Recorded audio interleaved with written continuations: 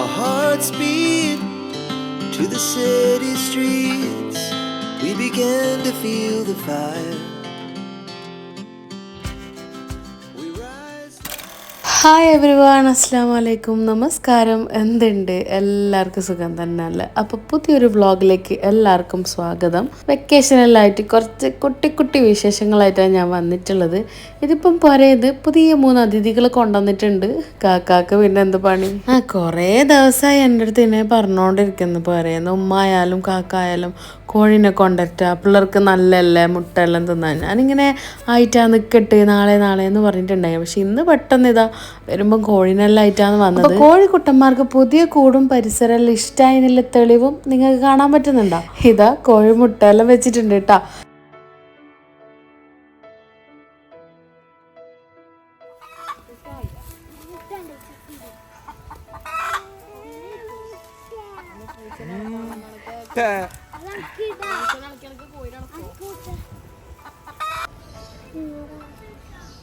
ഇനി ബാക്കിയുള്ള കാര്യങ്ങളിലേക്ക് കിടക്കുന്നതിൻ്റെ മുന്നേ നിങ്ങൾ ആദ്യമായിട്ടാണ് ഈ വീഡിയോ കാണുന്നതെങ്കിൽ, സബ്സ്ക്രൈബ് ചെയ്തിട്ടില്ലെങ്കിൽ ഒന്ന് എൻ്റെ ചാനൽ സബ്സ്ക്രൈബ് ചെയ്ത് സപ്പോർട്ട് ചെയ്യണം കേട്ടോ.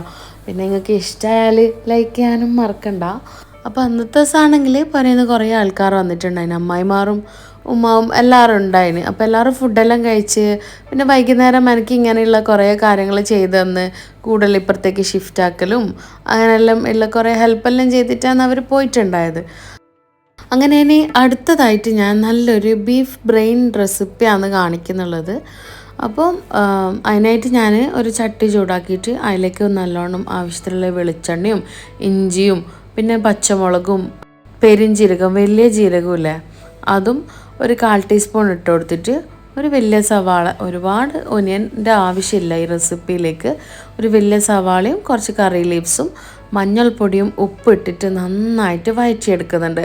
അപ്പം ഈ ഒരു റെസിപ്പിയിൽ തക്കാളി യൂസ് ചെയ്യുന്നില്ല. പിന്നെ ഞാനിപ്പം ഈ ഒരു സ്റ്റേജിലാണ് വെളുത്തുള്ളി ഇല്ലേ ഇട്ട് കൊടുക്കേണ്ടത്.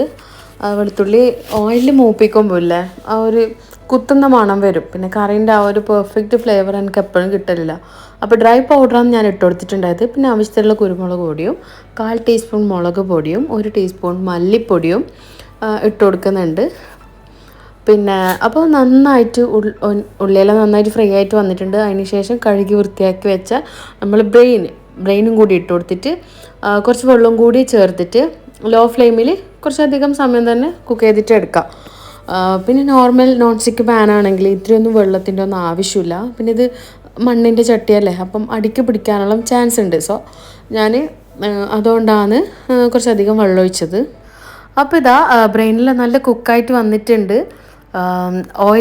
ഓയിലെല്ലാം തെളിഞ്ഞ് വന്നിട്ടുണ്ട്. ഇതാണ് നമ്മൾ ഒഴിച്ച വെള്ളമെല്ലാം വറ്റി ഓയിലെല്ലാം തെളിഞ്ഞ് വന്ന് നല്ലൊരു ഫ്ലേവർ, ഇപ്പം കറിക്ക് നല്ലൊരു ഫ്ലേവർ ഉണ്ട്. അപ്പോൾ അതിലേക്ക് ലാസ്റ്റായിട്ട് കുറച്ച് ഗരം മസാലയും കുറച്ച് കസൂരിമേത്തിയും പിന്നെ ആവശ്യത്തിനുള്ള കുരുമുളക് പൊടിയും പിന്നെ കുറച്ച് ഉള്ളി അത് മുറിച്ചതും കൂടി ഇട്ട് കൊടുത്തിട്ട് അവസാനമായിട്ട് മല്ലിയിലയും കൂടി ഇട്ട് കൊടുത്തിട്ട് നമ്മൾ ഫ്ലെയിം ഓഫ് ചെയ്ത് വെക്കുക.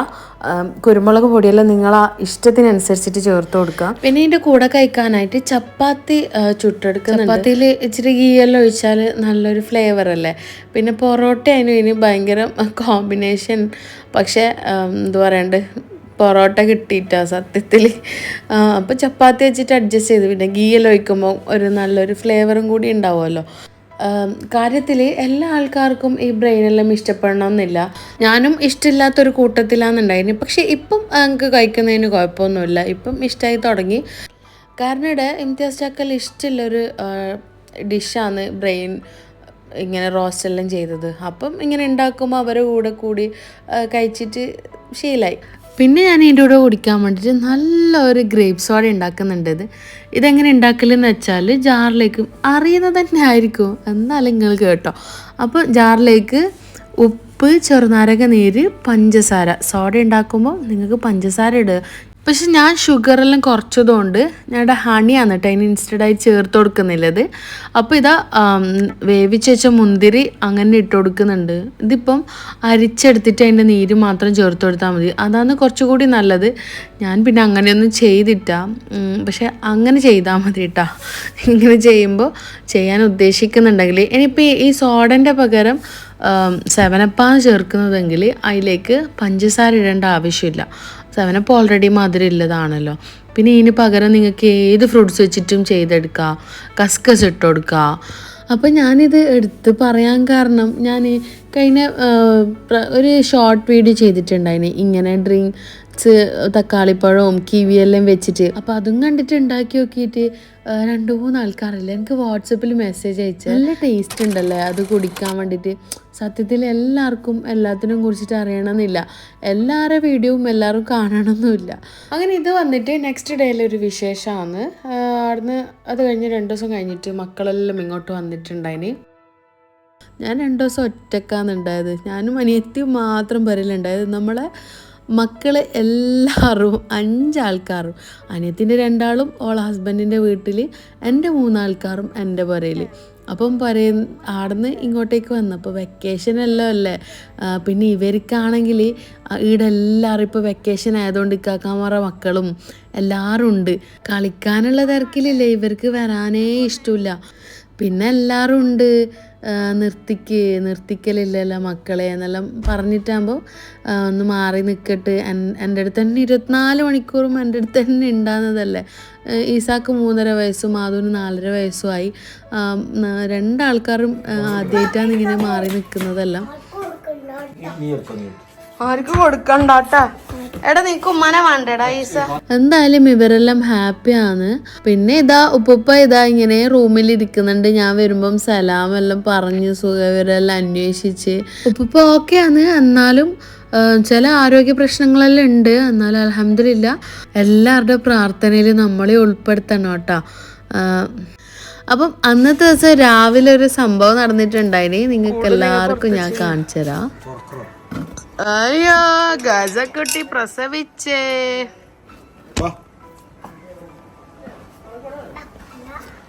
ഗസ ഗസ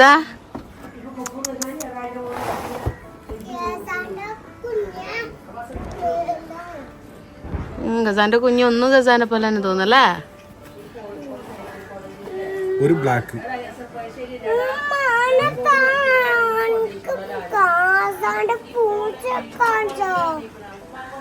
നീ പറ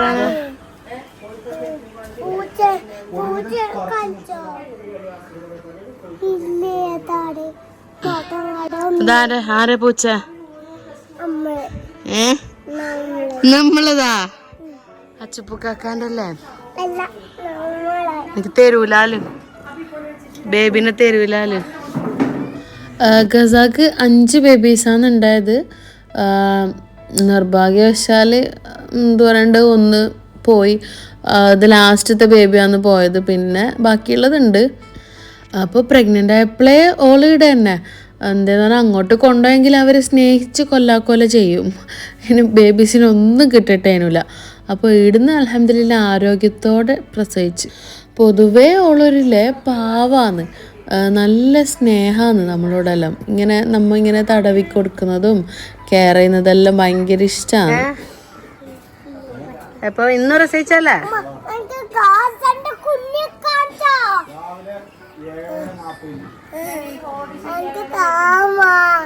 ഈ ബ്ലാക്കിനെ അമ്മക്ക് എന്നാക്ക പിന്നെ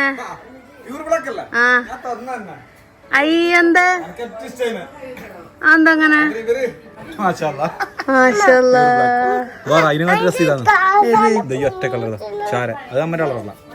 ഇത് അച്ഛന്റെ കളറാ? ഇതായി എനിക്ക് ഈ കളർ വേണ്ട. അച്ഛന്റെ കളർ മറ്റേത് വേറൊരു കളറല്ല. ഇത് അച്ഛൻ മറ്റില്ലേ പറഞ്ഞു 4 5 5 അപ്പൊ എന്തായാലും 1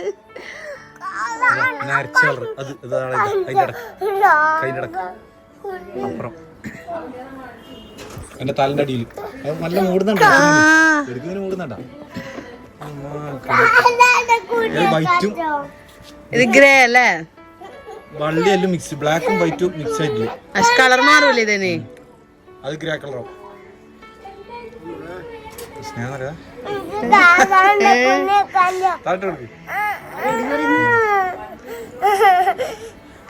പക്ഷെ ഇത് പാവാണ്. അപ്പം ഗസ എൻ്റെ അടുത്ത് ഉണ്ടാകുമ്പോഴേ ഭയങ്കര പാവാന്ന്. പക്ഷെ എന്ന് പറഞ്ഞാൽ മക്കളതിന് നേരെ ഒരു സമാധാനം കൊടുക്കാത്ത പോലെ. പിന്നെ സ്കൂളിലെ എക്സാമിൻ്റെ സമയത്തൊന്നും വിളിച്ചാൽ ഉള്ളിലേക്ക് വരില്ല, സ്കൂളിൽ പോകാൻ റെഡി ആവില്ല.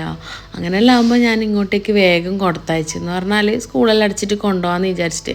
പിന്നെ ഇതിപ്പോൾ പ്രഗ്നൻ്റായി പ്രസവിച്ച് ഇനിയിപ്പം കൊണ്ടുപോകണ്ടെന്നുള്ളൊരു തീരുമാനം ഉണ്ടായത് എന്തെന്ന് പറഞ്ഞാൽ ഇവർ ചെറിയ മക്കളായതുകൊണ്ട് അതിനിങ്ങനെ കളിപ്പിക്കലും സ്നേഹം പ്രകടിപ്പിക്കലെല്ലാം ചെയ്യുന്നത്.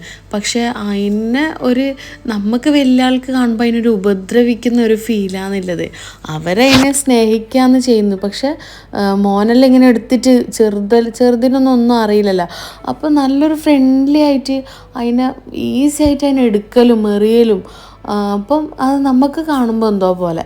പിന്നെ ഞാൻ വിചാരിച്ച സ്കൂളെല്ലാം അടച്ചതിന് ശേഷം തിരിച്ച് കൊണ്ടുപോകാന്ന്.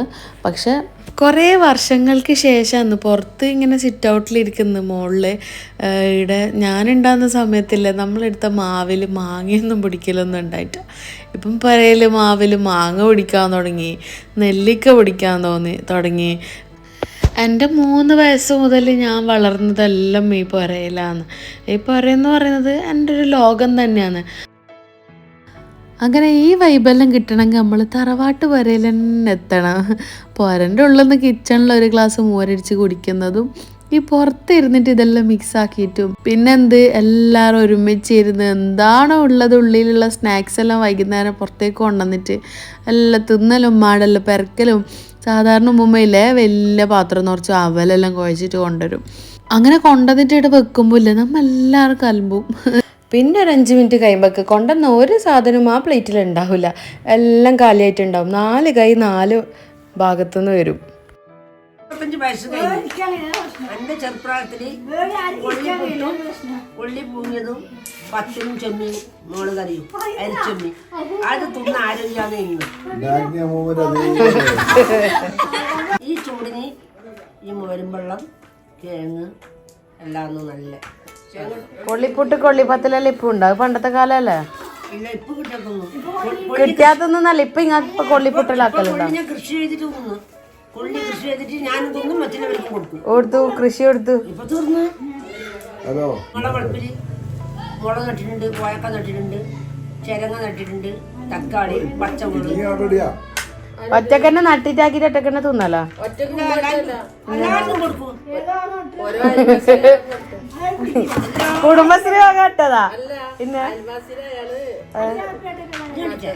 അങ്ങനെ കാക്കാവും ഉമ്മമ്മാവും എല്ലാവരും ഒത്തിട്ട് സംസാരവും എല്ലാം കഴിഞ്ഞിട്ട് ഞാൻ പുരയിലേക്ക് തിരിച്ചു വന്ന്. പിന്നെ അത് കഴിഞ്ഞിട്ടുള്ള വീഡിയോ ഇപ്പോൾ കുറേ ദിവസമായിട്ട് ഇതിൽ കഴിഞ്ഞിട്ട് അതിന് ശേഷമുള്ള കാക്കാൻ്റെ മക്കളെല്ലാം പിന്നെ പുരയിൽ വന്ന വിശേഷമാണ് അടുത്ത വ്ളോഗിൽ പറയുന്നത്. ഇൻഷാ അല്ലാ ആ ഒരു വീഡിയോ ആയിട്ട് വരുന്നതായിരിക്കും. എല്ലാവരും ഹാപ്പി ആയിട്ട് ഇരിക്കുക. പിന്നെ എല്ലാവരുടെ പ്രാർത്ഥനയിൽ നമ്മളെയും കൂടി ഉൾപ്പെടുത്തുക.